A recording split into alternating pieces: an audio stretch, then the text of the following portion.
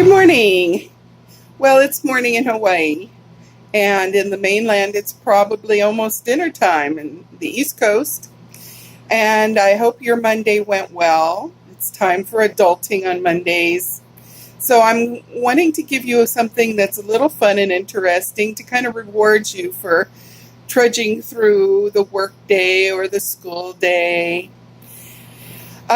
This happened to me in the 90s, and I can't give you specific dates, but that doesn't really matter, dates. The thing that really matters is that it is really a cool experience. Um, Back in those days, I was preoccupied with looking for a statue, a drawing, anything that would have a dolphin with big angel wings spread out where the fins would go, the pectoral fins. And I searched for years, and it became like an obsession for some reason, and I didn't understand it. But I'm one of those people that usually just relaxes and, psychologically relaxes and let is what is. I don't ask why. I just go with the flow. And so this was like a hobby for me. I would look everywhere I went for artwork, drawing, anything at all. Never found anything. So I was in Hilo one time, and that's on the Big Island where they're having the volcano right now. But Hilo is the little town, sleepy little town, kind of a hippie town. And it's the town that had the really bad tsunami back in, I think, the 40s or 50s.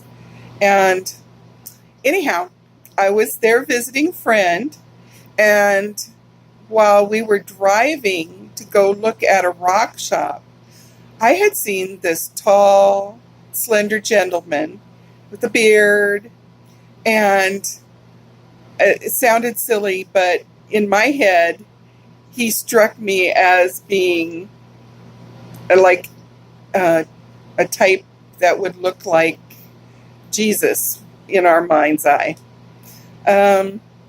So I thought, wow, I was just really amazed at him. And he was walking up the street a different direction. So my friend and I went to the rock shop, and there was a lot of people in there looking at all the different rocks. Now, since I was a child, I had kind of a knowingness. Some people would say I'm very psychic.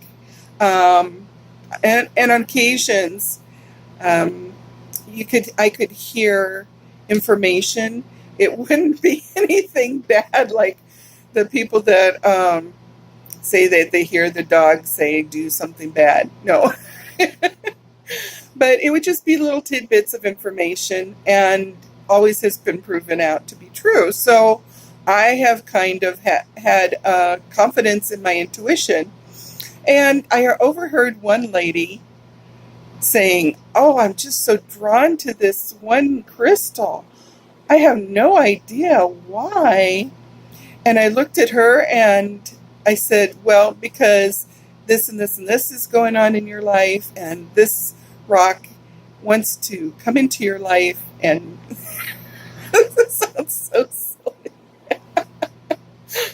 Back in those days, that's where I was in the new age thing. A lot of us were going through. Right now, it sounds so funny. But anyhow, I told her, oh, and she was like, her eyes got big, and she said, "Wow, how did you know all that stuff? That is so true." I said, "I don't know, I just know it." So she said, "Oh, okay." Then one of the other ladies said, "Do me, do me." And I said, "Well, which rock is calling you?" And so she says, "This one." So I held the rock, and then I looked at her, and then I was telling her, this and this and this is going on in your life, and you've been wanting this. So anyhow, we were having fun. It was just playtime for the ladies, just play. And So there was quite a crowd around me. So in walks the gentleman that I had seen walking up the street. And I hadn't noticed when he was walking up the street. But when he came in the rock shop, he had this huge book. It must have been this thick, and it looked real heavy. And I just looked at him, and there was something strange, like a connection. And we just looked at each other. And he said, "Is there a manager here in the store?"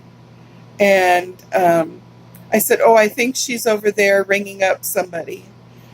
And he says, "Well, I want to talk to her about selling my artwork in here." And I said, "Oh, I want to see." He reached out of the middle of the artwork and he pulled out this painting of his. I believe it's done in pens. When he handed it to me, I started crying really hard. And I looked at him, and he looked back at me, and I was crying and crying. And all the women that had been playing rocks and intuition time with me, they gathered around and they said to him, "Oh, what is wrong with her?" And he looked me deep in the eyes and he said, "She knows this. She remembers this. She is this." And I just lost it. So, let me share with you what this man put probably hundreds of hours into making. It was so much as if he knew me and how flaky I was, because he even, as you can see, he had laminated it. This is the back of it.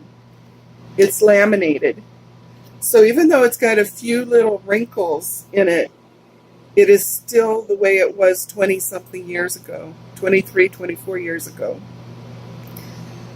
So, by Dolphin David,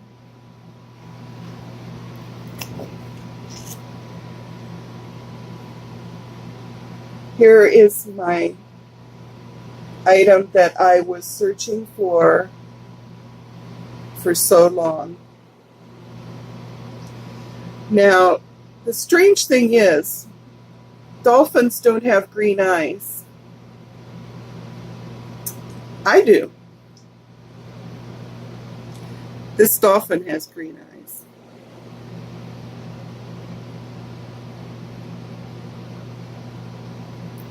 Look at all the intricate feathers on the wings.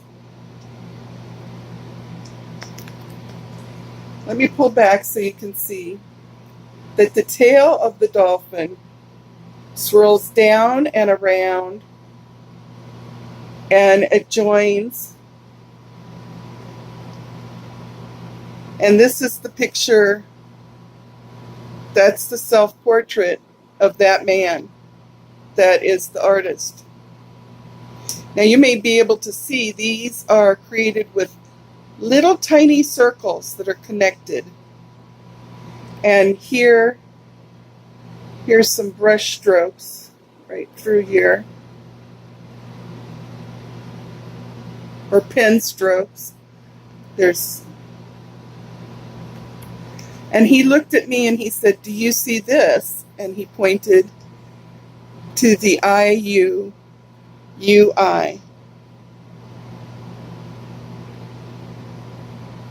And I looked at him and I said, "Yes." And he says, "You know what that is, right? What that means?" And one lady goes, "EUE? EUE?" I said, "No." What he was saying with this painting is, I am you, and you are me. We're the same. We're one. You, I, you. Anyhow, that was what, for years, I had been looking for. Isn't that something? How do these kind of things happen in life? This doesn't happen by chance. Leave your comments below and let me know what you think. And I'm going to give you 3 little tips in closing, because some of you were going to share my losing weight journey and try to be taking off some pounds yourself at the same time. We're going to be a support system for each other. And you may have heard me in another one of my videos, the one about the mixed plate mukbang. I mentioned that back in the 80s, when I was in my mid-30s, I lost over 240 pounds within a 17-18 month time period. Had a weight loss every week, no plateaus. Some weeks I only lost half of a pound, but half of a pound is still a loss, and it's going in the right direction. So anyhow, I happen to have a lot of tips and tricks in my bag that I use every single time I put my mind to losing weight and getting thin again. So one suggestion that I can give you is eat every 3 hours. A little something, half of an apple, 5 or 6 almonds, a few raisins, a small little piece of chicken breast, skinless, boneless, that you've cooked ahead of time, some cheese, some celery with peanut butter. Anyhow, this helps in many, many ways. For one thing, if you're starting to get hungry, you need to drink a glass of water, because a lot of times our body misinterprets misinterprets thirst for hunger. So have a glass of water, and when you're eating every 3 hours, if your body is starting to tell you you're hungry, you can look at your watch, talk to your body, and say, that's okay, we can make it. We can make it. It's only 20 minutes until my 3 hours is up, and it's time to eat again, so we can make it. By doing this every 3 hours while you're awake, of course, don't wake yourself up in the middle of the night to eat. That would be no bueno.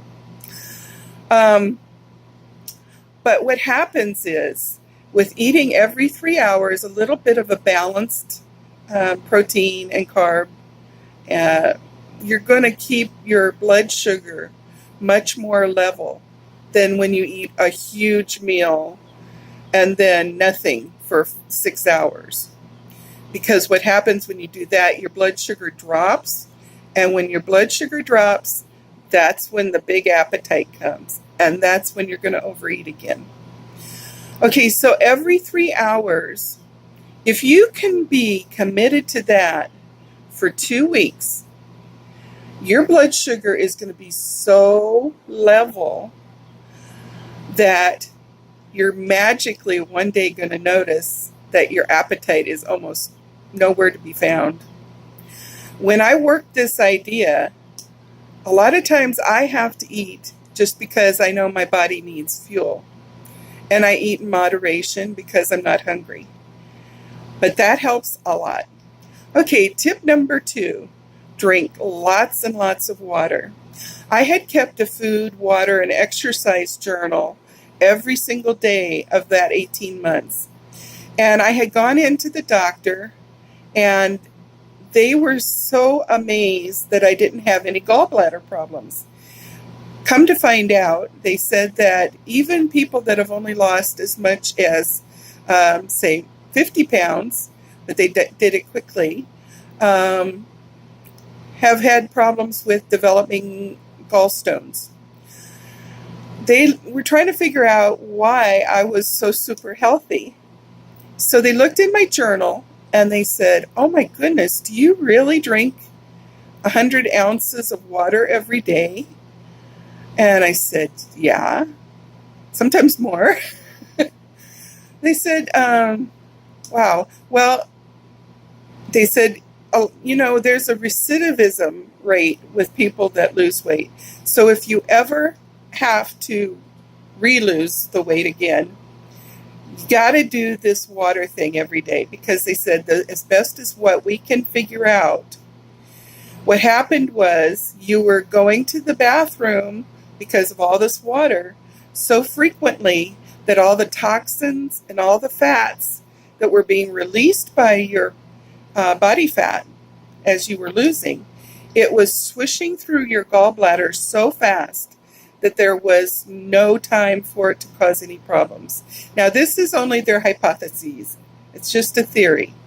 But I do know that drinking lots of water helps balance your appetite out.